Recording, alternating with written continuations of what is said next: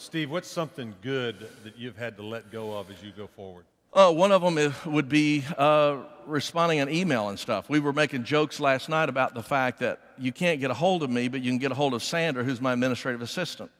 The reason is that it doesn't make sense for a guy with stubby fingers like I have, who skipped class during high school typing, to sit. Now, some of you are great at that. Some of you do your best work at the keyboard. I don't. It slows me down. And so when I come in at 8 o'clock in the morning, my administrative assistant has already been there for an hour. She's already answered all of my emails for the day. She's already thrown away all the junk emails. Yeah, mine wound up in the junk for years. People ask theological questions, which I have already answered 20 years ago. She pulls it up and she pastes in there.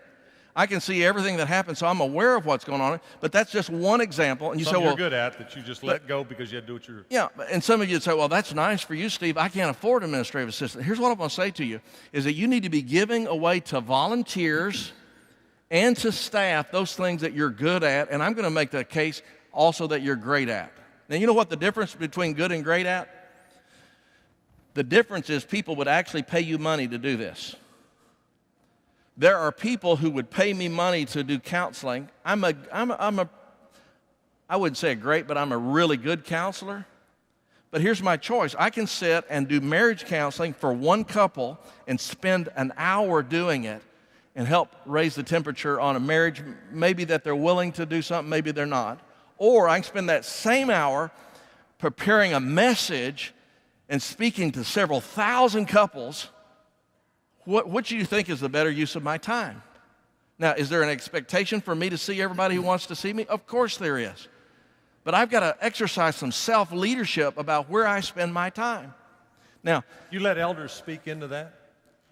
Do you let on our elder board, we have, what we found out on our elder board is that elder boards make terrible accountability partners. Right.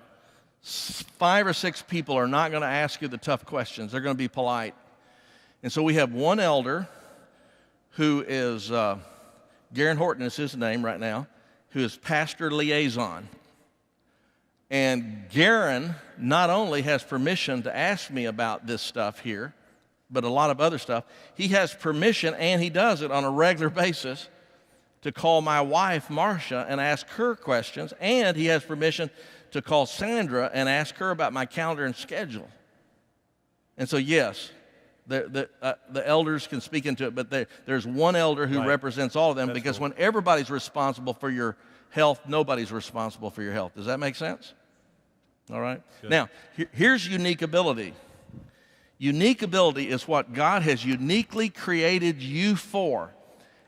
And I hope you've used the tools that are available out there to figure out what your unique ability is. Many of you have taken Myers-Briggs or you've taken the DISC. Don't just take it once and throw it aside. Take it and become a student of it. Some of you have taken Strength Finder by Gallup. How many of you have done the Strength Finder by Gallup? Guys, what a wonderful gift that God gave us of those, 34 or 35 strengths, and only 4 other people in the continental United States that have your same top 5 strengths in the order that you do. And if you're not familiar with that, go to Strength Finders.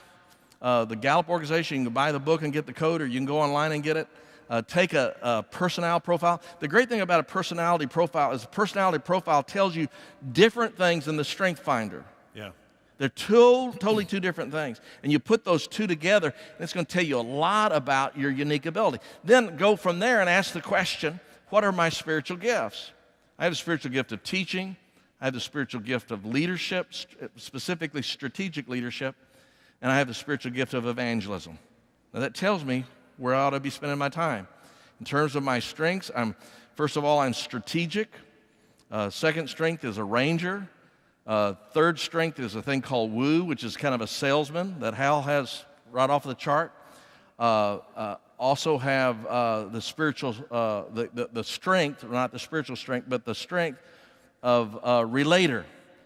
So use those tools to figure out what you're good at. And the other thing, and that is huge to find out what you're good at, is what have you been good at? Yeah. You know, a lot of people would like to be good at something. What have you've been good at? What have you built? What have you been successful at? And you want to put more things. Marcus Buckingham, who wrote Now Discover Your Strengths, makes the case that we ought not to focus in on our weakness and try to improve our weakness, but rather we ought to focus in our unique ability and make it stronger, and then delegate out our weaknesses to others or create systems that make up for our weakness. Now, I say one last thing and we close this session about self-leadership. Go ahead and say that, and then we'll take a few questions. Yeah. And then I got a story I want them to hear. Good. Here's what I think happens. Just put all this together. Is that in a given week, 20% of our effort, this is effort, creates 80% of our results. This is results. That means that 80% of our effort creates 20% of our results. Now, if you were going to just take this and make it a 5-day work week, and I know you can't, but if you were going to do that, that means that 20%, if you added up all the hours together, that would be 1 day. Right. So you're producing 80% of your results with 1 day of activities. What if you could just double that? What if you could spend 2 days doing those activities, whatever those activities are? That means that this would go from 80% to 160% of productivity. Are you following me? Oh, but that means that instead of getting 4 days here, you'd only get 3 days doing these activities. So this drops from 20% down to 15%. So now I'm only doing 175% versus 100%. Don't you think that's a pretty good trade-off? Guys, that's just changing 1 day a week of what you do. And what you do ought to be those things that fit into your unique ability and those things that, based on your role in the church, based on your role in the organization, that only you can do. What is it for me? It's preparation for preaching,